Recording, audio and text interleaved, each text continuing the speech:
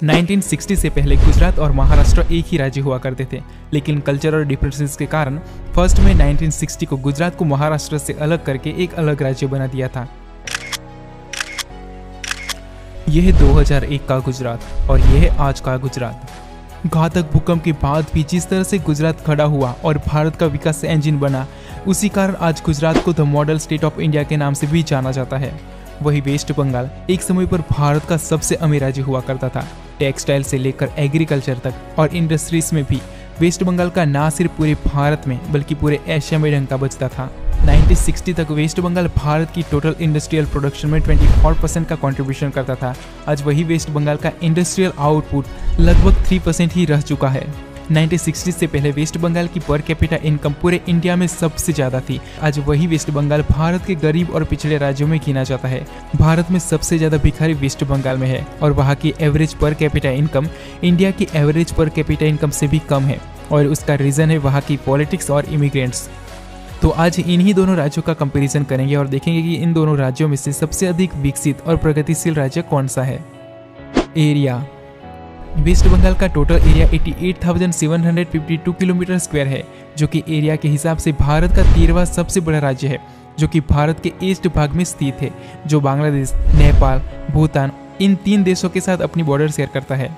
वही गुजरात का total area 1,96,024 kilometre square है, जो कि एरिया के हिसाब से भारत का 5वां सबसे बड़ा राज्य है, जो भारत के वेस्ट साइड में स्थित है, जिसके पास भारत की सबसे लंबी कोस्ट लाइन और जिसकी बॉर्डर पाकिस्तान के साथ सटी हुई है। टोटल पॉपुलेशन 2024 में वेस्ट बंगाल की टोटल पॉपुलेशन 9.9 करोड़ की है, जो कि जनसंख्या के हिसाब से भारत का चौथा सबसे बड़ा राज्य है। वही 2024 में गुजरात की पॉपुलेशन 7.2 करोड़ है, जो कि जनसंख्या के हिसाब से भारत का 9वां सबसे बड़ा राज्य है।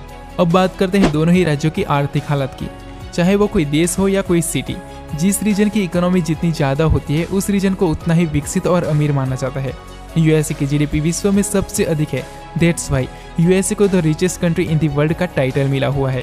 2024 में वेस्ट बंगाल की नॉमिनल जीडीपी $230 बिलियन की है, जो कि जीडीपी के हिसाब से भारत का छठा सबसे अधिक जीडीपी वाला राज्य है, जो हर साल अराउंड 10% के ग्रोथ रेट के साथ आगे बढ़ रहा है। वही 2024 में गुजरात की नॉमिनल जीडीपी $334 बिलियन की है, जो कि जीडीपी के हिसाब से भारत का तीसरा सबसे अमीर राज्य है, जो हर साल 30% के ग्रोथ रेट के साथ आगे बढ़ रहा है। अब बात करते हैं जीडीपी पर कैपिटा इनकम की, यानी कि दोनों राज्य के लोग ऑन एन एवरेज हर साल कितना कमा लेते हैं। 2024 में वेस्ट बंगाल की नॉमिनल पर कैपिटा इनकम $2,300 की है। वही गुजरात की पर कैपिटा इनकम $4,700 की है। आपको बता दो कि गुजरात की पर कैपिटा इनकम कई यूरोपियन कंट्री और कई अमेरिकन कंट्री से भी ज़्यादा है। वही गुजरात इंडोनेशिया, थाईलैंड और वियतनाम की तरह एक अपर मिडिल इनकम स्टेट है। अब बात करते हैं HDI की, यानी कि ह्यूमन डेवलपमेंट इंडेक्स की। जिस रीजन का HDI जितना ज़्यादा होता है उस रीजन को उतना ही विकसित माना जाता है। वेस्ट बंगाल का HDI 0.656 है, जो कि मीडियम कैटेगरी में आता है। वही गुजरात का HDI 0.672 है और गुजरात का HDI भी मीडियम कैटेगरी में आता है। भले ही गुजरात का HDI वेस्ट बंगाल से काफ़ी अच्छा हो, लेकिन जितनी गुजरात की जीडीपी और पर कैपिटा इनकम है उसके हिसाब से अभी भी गुजरात को HDI में काफ़ी प्रोग्रेस करने की ज़रूरत है। अब बात करते हैं लिटरेसी रेट की, यानी कि दोनों ही राज्यों में कितने लोग पढ़े लिखे हैं। दोनों राज्यों का लिटरेसी रेट ऑलमोस्ट सेम ही है। जहां वेस्ट बंगाल का लिटरेसी रेट 80.5% है, यानी कि वेस्ट बंगाल में टोटल 80.5% लोग ऐसे हैं जो पढ़े लिखे हैं। वही गुजरात का लिटरेसी रेट 82.5% है, यानी कि गुजरात में 82.5% लोग ऐसे हैं जो पढ़े लिखे हैं। टोटल एक्सपोर्ट, जो वेस्ट बंगाल 1960 तक इंडिया की टोटल इंडस्ट्रियल आउटपुट में 24% का कंट्रीब्यूशन करता था, आज वही वेस्ट बंगाल का एक्सपोर्ट सिर्फ $12 बिलियन का रह चुका है।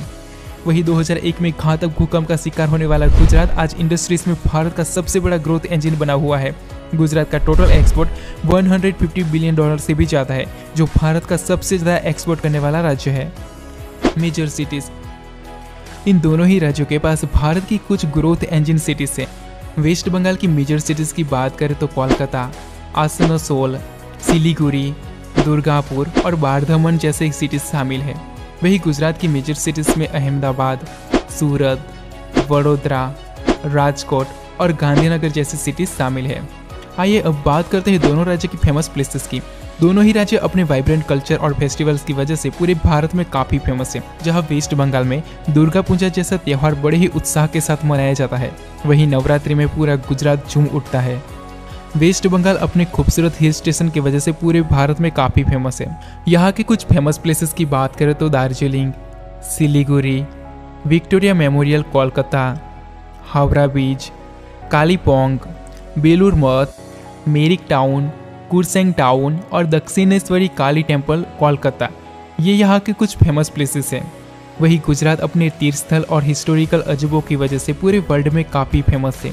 यहाँ के कुछ फेमस प्लेसेस की बात करें तो 12 ज्योतिर्लिंग में से एक Somnath, Shri Dwarka, Girnar, Modhera Sun Temple, Rani ki Vav, world's tallest statue the Statue of Unity, Laxmi Vilas Palace, Adalaj ki Vav, Smriti Van Earthquake Memorial Museum, BAPS Swaminarayan Akshardham Temple जैसे कुछ फेमस प्लेसेस शामिल है।